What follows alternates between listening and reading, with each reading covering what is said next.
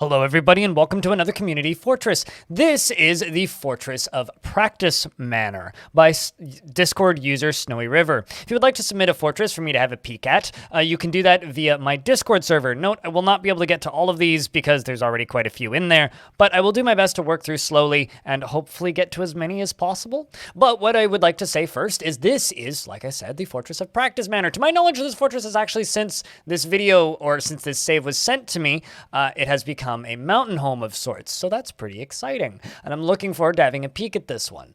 Practicemanor is of the Jade Castle civilization, of the Equal Construct. If we have a real quick peek at the civilizations itself, it looks like we do have a good amount of royalty in this world, a bunch of barons and baronesses, as well as a general and a diplomat who's a potash maker. What a good job. Stinthad over here is our Queen Miller, and they are requesting blocks and ammunition. Fitting. Frankly, we're going to now dive down to the fortress itself and give it a peek. So, as we jump down, kind of an unassuming entrance, a little bit small, but we'll very quickly notice that the population is 199, which is massive. And also, there's only one upset dwarf, which is way better than my most recent fortress, frankly, because that one was a bit of a catastrophe by the end.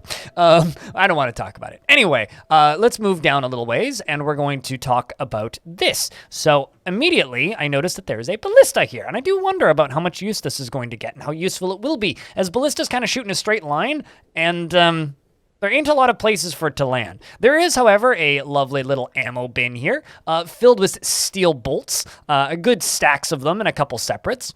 I've got to say that this is probably a pretty effective method of keeping soldiers all fueled up on bolts. And then there's this room up here, which just kind of confuses me. I'm not sure the purpose of it. I'm assuming just roof, but at the same time, I would have personally built up alongside with an outside stairway and then built the roof and then deconstructed the stairway on the way down, but that's just me. We do have a little trading depot here where we are trading with elves, or seem to be in the midst of trading with elves, and there's some decorative skeletons down here in this hole for, you know, sad reasons, probably. Beautiful addition to the scenery, though, I gotta say, as well as this lovely scattering of books. I mean, I personally would be putting all these in a library, but, I mean, sometimes you just need a lovely scattering of books, you know what I'm saying? If we move over here, we can see that we have two stray dogs, probably to notice things leaving, if I were to guess, because it is a pen pasture zone with them pastured there, so I'm assuming they're there to spot things escaping with their stuff. Something that's worth noting is individual chairs do not work at a single table, so if two dwarves decide to use a table like this, they will get nasty thoughts about how there's not enough tables because only one chair per table, so I would recommend adding some more tables in rather than using that design. We have our military barracks right here with some squads training, as well as a place for them to store their stuff, I'm assuming, as well as a little carpenter shop with a door. And then we have these long bedrooms. Now, long bedrooms are pretty cool. However, be careful. Certain objects like statues can actually block pathing. However, these seem to be perfectly functional, and the dwarves in them seem quite happy. And I also kind of like the fact that dwarves of importance, I'm assuming like this one, or dwarves of preference, rather, get additions. That is a very nice micromanaging thing to do. And then over here we have a very large office for the count of the fort, who, if I actually hit the noble screen, you can see that we do have a count, we have a mayor, as well as no champion, but we do have a captain of the guard and a militia commander, and of course, the necessities. And now we can also peek up here and spot that this is the count's bedroom, much nicer than the normal long bedrooms that everybody else has. As we scroll a few layers down, we can see some very large stockpiles with some craft dwarves and stoneworker shops in the middle. We also have these two lovely large stockpiles full of various items. Once again, very utilitarian design, but you know, perfectly functional. Moving down a little bit, we have more of the same, as well as a very, very, very, very, very, very large tavern. Now, I would like to point one thing out about this tavern. I would actually chuck some of these tables, although these tables are set up correctly, unlike those previous ones. I would actually chuck some of these tables, or alternatively make it a little bit bigger into the side. And the reason for this is there needs to be some open space for dwarves to dance. Dwarves do love dancing, and they can only do this if there's enough open space for them to move around in and dance and make merry. Otherwise, you'll never get the song Drink in Industry playing. Well, you might, but they won't be dancing during it, which is suboptimal for a tavern, I would say. Then down here, I can point out some forges, as well as some more clothing industry. And then up here, we have a pen pasture, which appears to just have some cats pastured on it, which is interesting. I guess a way to keep rodents and pests out of stockpiles. I never found that to be an issue, so I personally don't bother with that at all myself. I just let them run free. Over here, we do have a lovely little farm field that was hydrated using what appears to be these two floodgates and this water, which I'm assuming came from over here, which is covered by a bridge. Once again, super simple little design. Works nicely. Connect one lever to one floodgate, connect the other lever to the other floodgate, and then simply give it a pull, and one at a time, and then you can let some water in and drench the spot for the farm plots. Currently planting sweet pods, but they appear to be out of seeds, which is a little bit unfortunate. All right, unless I misclicked. Did I? What season is it? It's midsummer? Okay, no, I did mislook. Right? What was the season that they had sweet pods planted? Anyway, oh, I see. It's actually multiple. It's multiple farm fields. I get it. Okay, it's a little hard to realize that initially. Then over here we have a hospital, fully stocked with the proper stuff. It's got several tables, plenty of beds, plenty of buckets, and even a well. It's very fancy. As we scroll out, we can see that we have these interesting little rooms, which I would kind of like to point out. These are all different offices, which are kind of neat. It appears that militia captains all get their own offices in this fort, which is something I've never done for my dwarves, so shout outs to that militia captain.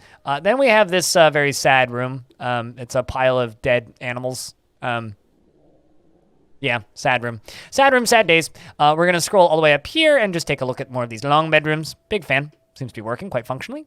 And then down here, we have a whole bunch of different rooms. Mostly what appears to be a whole bunch of different guilds for various subjects, as well as some very nice guilds, in fact. I think it looks quite nice once again. They are, of course, just in the midst of making the smoothing for these guilds. Fortress runs quite well as well, considering the population and the number of animals and such. So we continue to scroll down. There's more farms, as well as more barrackses for training military, and is more of these long bedrooms. You can move down another layer and more gardens. I'm wondering if this was an intentional or accidental flood, because farming in the coffin layer, I think, is a strange thing to do indeed, but definitely a valid way to store stuff. And then we also have the Count's tomb. I tend to make tombs way bigger. And then down here we have another little interesting spot. So this appears to be a prison. And there's, of course, a child chugging the booze in here. But it's a prison, and these are very well-appointed prison cells, actually. They have their cage, and then they have their barrel, and then they have their bed, and then they have their table. Now, I will say this is kind of torturous for some dwarves, because when they're on a chain, they can only reach one tile all the way around in the cardinal directions. So say that this is your chain, they can only reach these zones. So this is a little bit torturous and kind of evil, in my opinion, because you'll have a dwarf here, and it can reach the bed, and it can reach the chair, but it can't reach the booze. Same with here. You can reach the bed, can reach the table, can't reach the chair, and can't reach the booze. So I would rethink this prison design, personally. And then down here, we just have some extraction zones where they're mining stuff out, and more stuff, and more stuff, and more stuff, and more stuff, and more stuff, and more stuff, and more stuff, and more, and more, and more, and more, and more, and down, and down, and down, and down. That's it. A nice little fortress. Very basic, very utilitarian, very simple. Couple points of improvement, and a couple places and things that I would change personally. I personally wouldn't use these long bedrooms. I think they're kind of, they're just definitely not my style, personally. I like to stick with little squares. I like either 2x2 or 3x2 or 3x3 to be personally nice. I mean, Zach and Tarn Adams are quoted saying, if your bedroom is smaller than 3x3, you're a mean person. So if we go all the way up to the surface once again, you can kind of get a glance at the general vicinities around. Very thick forests over here, absolutely gorgeous looking. And of course, it then thins out towards the mountain where the fortress itself resides. Congratulations on obtaining Mountain Home to the person who uploaded this fortress, SnowyRiver. And I just wanted to say thank you very much for sending it into the show. It means a lot. And if you would like to see more videos like this, check out the YouTube channel. We've got a playlist of these growing, as well as many tutorials and more live streams than you could reasonably watch in a lifetime. And if you want to watch myself and see my face while I play video games on the internet, you can go to twitch.tv/BLINDIRL and watch me play some Dwarf Fortress and occasionally other things. Thank you very much for watching this video, and I hope to see you in the next one.